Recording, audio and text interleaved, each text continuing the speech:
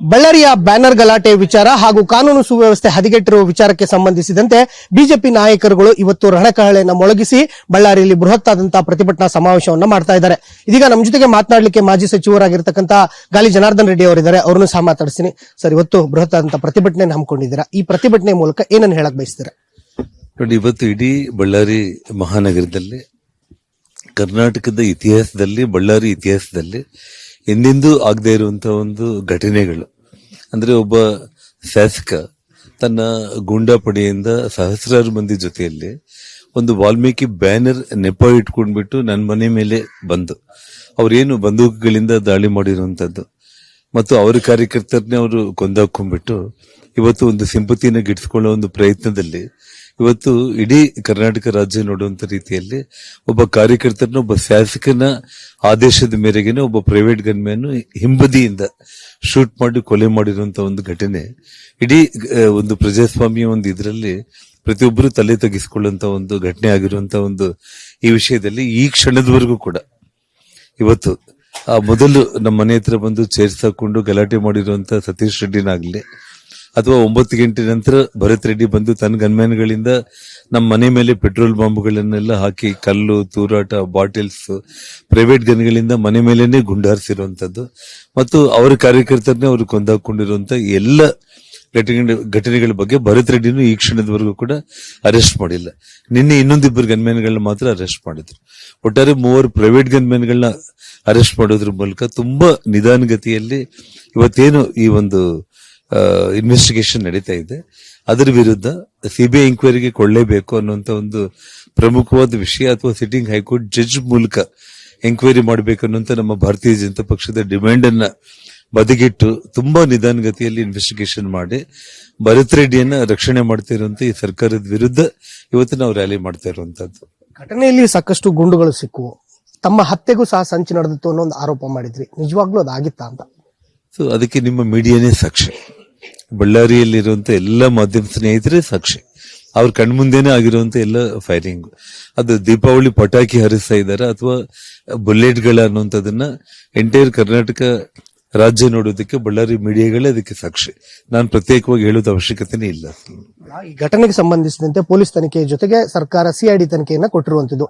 CID ತನಿಖೆಯಲ್ಲಿ ತಾವು ಏನನ್ನ ಹೇಳಕ್ ಬಯಸ್ತೀರಾ ಮತ್ತು ತನಿಖೆ ಯಾವ ರೀತಿ ಆಗ್ಬೇಕಂತೀರಾ?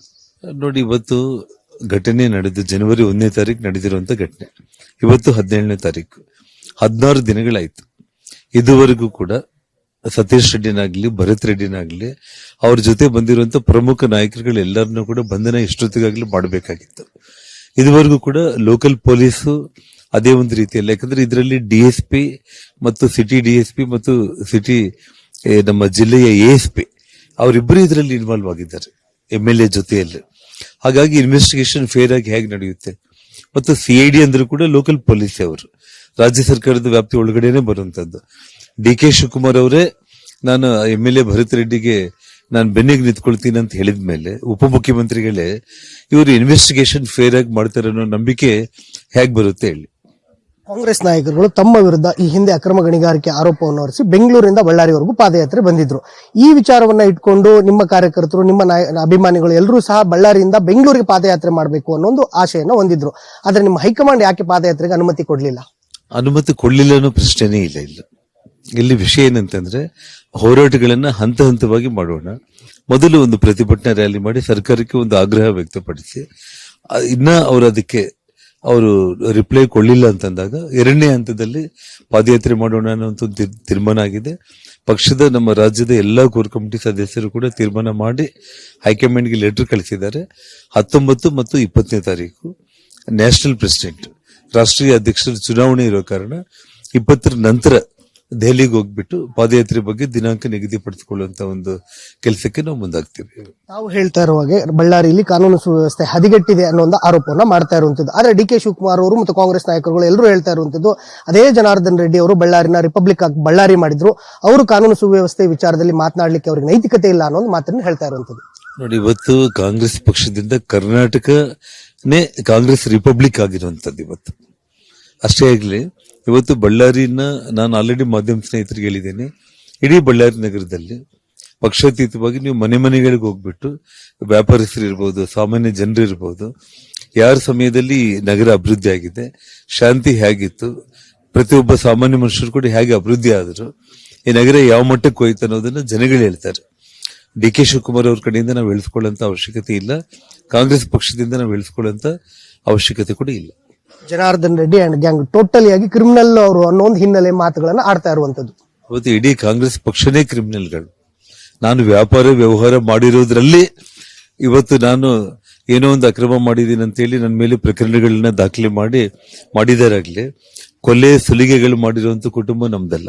ಇವತ್ತು ಕೊಲೆಗಡುಕ ಸರ್ಕಾರ, ಕೊಲೆ ಮಾಡುವಂತ ವ್ಯಕ್ತಿಗಳಂತಂದ್ರೆ ಅದು ಕಾಂಗ್ರೆಸ್ ಅನ್ನೋದು ಇವತ್ತು ಬಳ್ಳಾರಿಯಿಂದ ಇಡೀ ದೇಶಕ್ಕೆ ಗೊತ್ತಾಗಿರೋದು. ಕೊನೆಯದಾಗಿ ಸರ್, ನಾರಾ ಭರತ್ ರೆಡ್ಡಿ ಅರೆಸ್ಟ್ ಆಗ್ಬೇಕಂತೀರಾ?